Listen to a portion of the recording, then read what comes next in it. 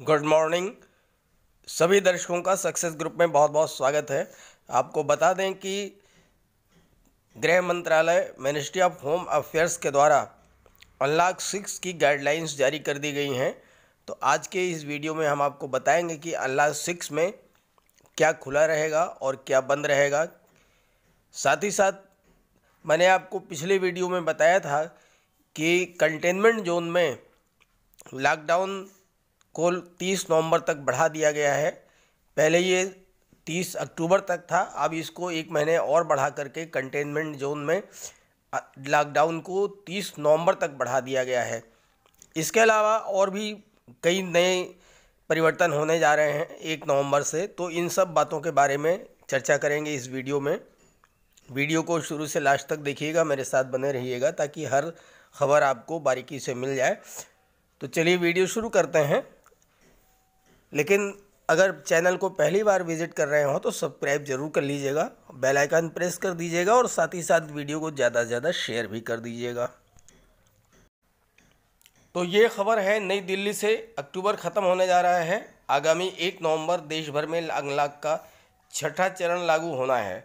हालांकि गृह मंत्रालय ने मंगलवार को मामूली बदलाव के साथ 1 नवंबर से लागू किए जाने वाले अनलॉक 6.0 की विस्तृत गाइडलाइंस जारी कर दी हैं। बीते 30 सितंबर को जारी अनलॉक 5 के समान ही लागू दिशा निर्देशों के मुताबिक राज्य सरकारों के पास अपनी मर्जी से लॉकडाउन लागू करने का अधिकार नहीं होगा।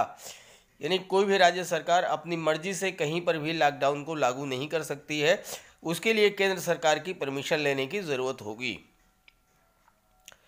मल्टीप्लेक्स, सिनेमाघर, स्विमिंग पूल, जनसभा, बैंकेट हॉल को विशेष प्रोटोकॉल के साथ फिर से खोलने की अनुमति दी गई है। स्कूल खोलने का फैसला राज्यों पर छोड़ दिया गया है। मल्टीप्लेक्स या सिनेमाघर ये भी 50% क्षमता के साथ ही खोलेंगे। ऐसे ही बारात घर और जनसभा वगैरह भी जो है 100 व्यक्तियों से ज़्यादा की अनुमति नहीं है। तो इन सारे जो पिछले प्रावधान थे 1 सितंबर से, वही प्रावधान जो है इसमें भी लागू रहेंगे। तो बात कर लेते हैं कि किन कार्यों की, किन गतिविधियों की अनुमति दी गई है। गृह मंत्रालय द्वारा जारी गाइडलाइंस के मुताबिक 30 सितंबर 2020 को MHA ministry of home affairs द्वारा जारी अंतिम दिशा निर्देश के बाद निम्न गतिविधियों की भी अनुमति है, लेकिन कुछ प्रतिबंधों के साथ। जैसे पहला है, गृह मंत्रालय द्वारा अनुमति दिए जाने पर यात्रियों की अंतर्राष्ट्रीय हवाई यात्रा। अंतर्राष्ट्रीय हवाई यात्रा के लिए गृह मंत्रालय की अनुमति लेनी पड़ेगी, इसके बगैर आप यात्रा नहीं कर सकते। स्विमिंग पूल का इस्तेमाल आम जनता के लिए नहीं होगा, खिलाड़ियों के प्रशिक्षण के लिए किया जाएगा। प्रदर्शनी हॉल का बिजनेस टू बिजनेस प्रयोजनों के लिए इस्तेमाल किया जा सकता है। सिनेमा थिएटर, मल्टीप्लेक्स की बैठक क्षमता का 50% तक का ही इस्तेमाल किया जा सकता है। अगर किसी सिनेमा हॉल में 700 लोगों की क्षमता है तो 350 लोग ही उसमें बैठ सकते हैं।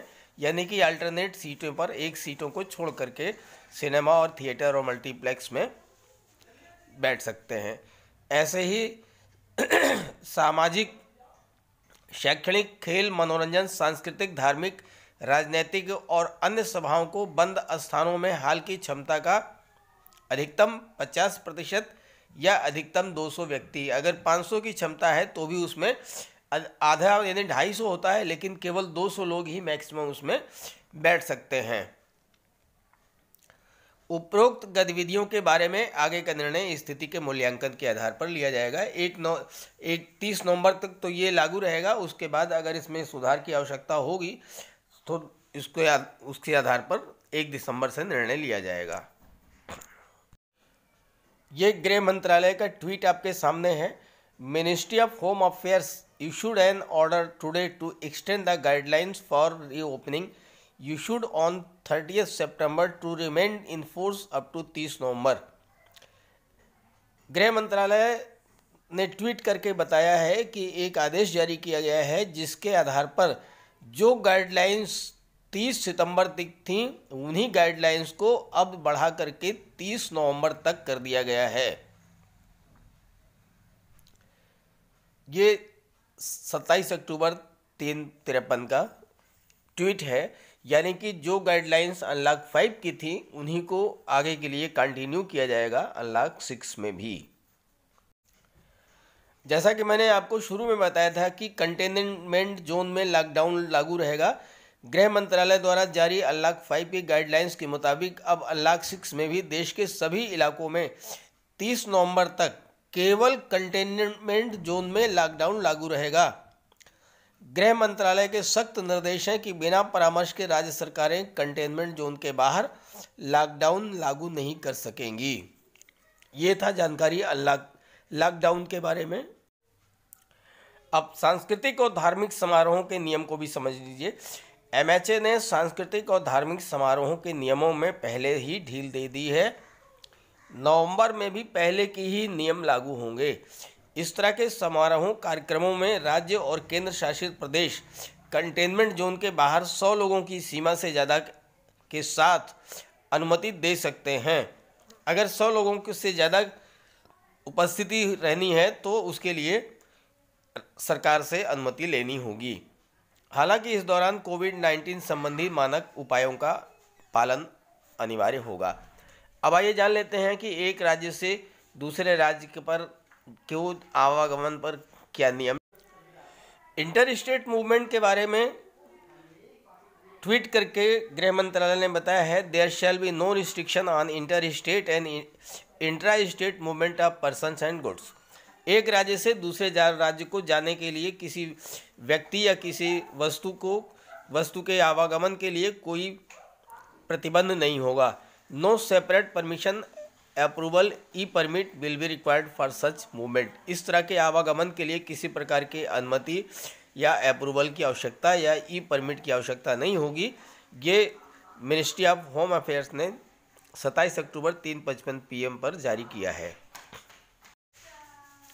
वैसे ऐसे स्थान जहां समारोह या कार्यक्रम किसी हॉल में आयोजित किए जाएं, जैसे बैंक्वेट हॉल, तो इसमें 50% क्षमता या अधिकतम 200 लोगों को ही शिरकत करने की अनुमति है। खुले स्थानों पर आयोजन के दौरान ग्राउंड के आकार को ध्यान में रखकर फैसला लिया जाएगा। इन दोनों ही मामलों में mask, social distancing, thermal scanning और सैनिटाइजर की व्यवस्था बहुत ज़रूरी रहेगा। इन सभाओं में कोरोना वायरस का प्रसार ना हो सके। राज्य और केंद्र शासित प्रदेश द्वारा पिछले माह ही विस्तृत SOP जारी किए जा चुके हैं, गाइडलाइंस जारी की जा चुकी हैं। यानी कि मास्क लगाना अनिवार्य होगा, सोशल डिस्टेंसिंग का पालन करना होगा, थर्मल स्कैनिंग की जाएगी और सैनिटाइजर की व्यवस्था आवश्यक होगी किसी भी धार्मिक या सांस्कृतिक या राजनीतिक आयोजन में।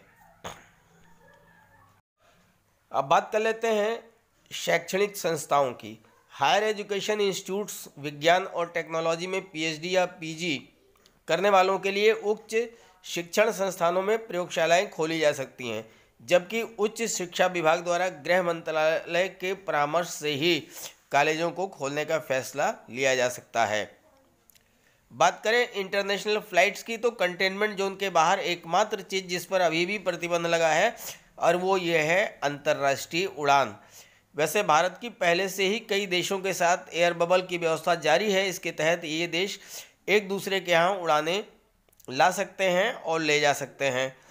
सिनेमा हॉल, मल्टीप्लेक्स और एग्जीबिशन की बात करें तो सिनेमाघर, थिएटर और मल्टीप्लेक्स में कुल बैठक क्षमता के 50% तक संचालित करने की अनुमति दी गई है। इसके लिए सूचना और प्रसारण मंत्रालय द्वारा जारी SOP का पालन करना होगा। ऐसे ही बिजनेस टू बिजनेस एग्जीबिशन का संचालन की भी इजाज़त दी गई है और स्विमिंग पूल को प्रशिक्षण और खिलाड़ियों के इस्तेमाल के लिए और एंटरटेनमेंट पार्क को भी खोला जाएगा खिलाड़ियों के इस्तेमाल के लिए। इन सभी गतिविधियों के लिए संबंधित मंत्रालयों द्वारा अक्टूबर में SOP जारी किए जा चुके हैं और यही आगे भी लागू रहेंगे। स्कूलों पर बात करते हैं। स्कूलों को फिर से खोलने के लिए गृह मंत्रालय ने कहा था कि राज्य और केंद्र शासित राज्य सरकारों को 15 अक्टूबर 2020 के बाद क्रमबद्ध तरीके से फैसला लेने की छूट दी गई है। स्कूलों को खोलने का फैसला राज्य सरकारों पर छोड़ दिया गया है। हालांकि फैसला स्थिति के आकलन के आधार पर संबंधित स्कूल संस्थान प्रबंधन की सलाह से लिया जाएगा। कई राज्यों द्वारा स्कूलों को खोला जा चुका है और कई में अभी तक नहीं खोला गया है। ठीक इसी तरह कॉलेजों पर गृह मंत्रालय और उच्च शिक्षा विभाग स्थिति के आकलन के आधार पर फैसला ले सकते हैं। उच्च शिक्षा संस्थानों के लिए वित्त पोषित संस्थान के प्रमुख स्वयं खुद को संतुष्ट करेंगे कि प्रयोगशाला और प्रायोगिक कार्यों के लिए विज्ञान और टेक्नोलॉजी पाठ्यक्रम में रिसर्च स्कॉलर्स और स्नातकोत्तर छात्रों की कितनी वास्तविक आवश्यकता है, और हालात का जायजा लेने के बाद 100 की क्षमता के ऊपर भी संख्या को बढ़ा सकते हैं। पहले तो 100 तक ही रखेंगे, उसके बाद अगर हालात में सुधार होता है तो 100 से ज़्यादा छात्रों को अनुमति दे सकते हैं। तो ये थी अनलॉक 6 के संबंध में मिनिस्ट्री ऑफ होम अफेयर्स के द्वारा जारी की गई गाइडलाइंस। वीडियो अच्छा लगे तो लाइक कर दीजिएगा और ज़्यादा से ज़्यादा इसे शेयर ज़रूर कर दीजिएगा ताकि सभी को जानकारी मिल जाए। Okay, thank you.